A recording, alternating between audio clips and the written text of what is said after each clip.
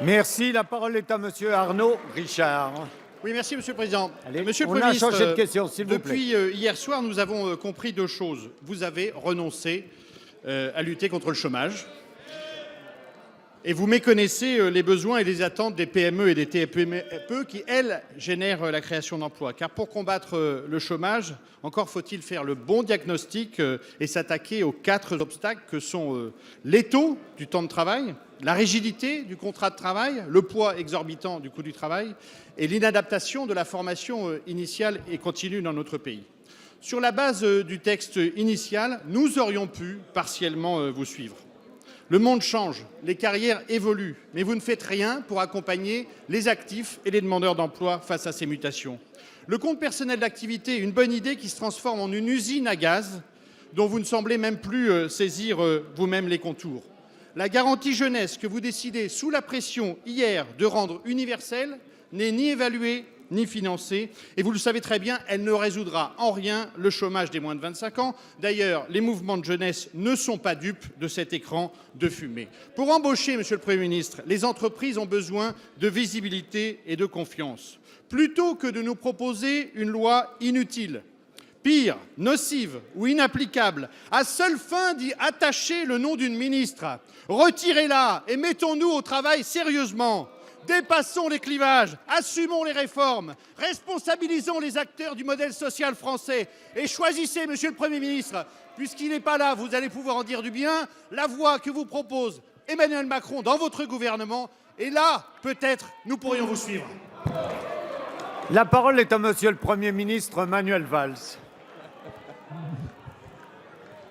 Monsieur le député Arnaud Richard, quelle violence! Vous voilà en train d'entamer exactement le même slogan de ceux qui veulent le retrait du texte. Curieux, c'est cela même que vous fustigez. Vous voilà pratiquement dans la rue en train de manifester avec ceux qui veulent que rien ne bouge pour le retrait de ce texte. Ça me paraît honnêtement très curieux pour quelqu'un qui se dit modéré, tout simplement. Parce que je crois que ça pourrait nous rapprocher, c'est-à-dire une certaine conception du dialogue social. Et lisez-le le texte, c'est-à-dire sur le changement que cela va représenter, la mise en œuvre de nombreuses des préconisations du rapport de Jean-Denis Combrexel, qui a donné lieu à un dialogue social, animé et organisé par la ministre du Travail. Et ça, c'est un changement de culture. Regardez d'ailleurs ceux qui s'opposent précisément à ce changement de culture du dialogue social et de la philosophie. C'est par le dialogue social au sein même de l'entreprise, tout en respectant bien sûr le rôle des branches, mais c'est par ce dialogue social entre les entrepreneurs et les salariés, avec les représentants des salariés, que nous pourrons avancer. Deuxièmement, et c'est le deuxième objectif de ce texte, c'est lever les barrières. Oui, nous avons évolué, bien évidemment, sur la question du barème et du plafond tel que nous l'avions indiqué dans un premier temps. Et nous avons considéré, et avec Myriam El Khomri et avec Emmanuel Macron, qu'il fallait avancer sur ce sujet-là, parce que c'était devenu un point de blocage. Et nous verrons bien, monsieur le député, quels seront et les amendements et les débats sur cette question-là, ici, au sein même de l'Assemblée nationale. Et puis nous avons gardé, parce que par rapport au regard que l'on porte sur la France, aux investissements possibles, parce que nous voulions nous mettre conformes au droit européen, nous n'avons pas changé la partie qui concernait les motifs du licenciement économique.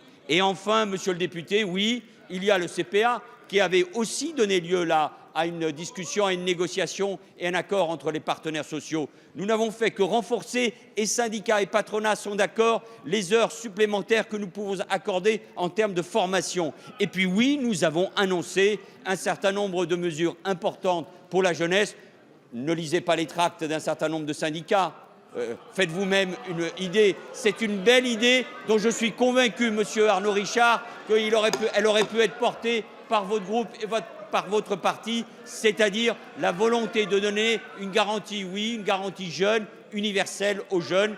Cette année, en 2016, la ministre le rappelait, c'est 100 000 jeunes qui seront concernés. Alors, oublions les querelles, essayons de sortir là des caricatures, avançons ensemble, c'est l'attitude du gouvernement. Ce texte, contrairement à ce que vous dites, est utile, efficace utile pour notre économie, efficace pour les entreprises et les salariés, nécessaire parce que la bataille pour l'emploi, elle reste notre priorité. Merci, Monsieur le Premier ministre.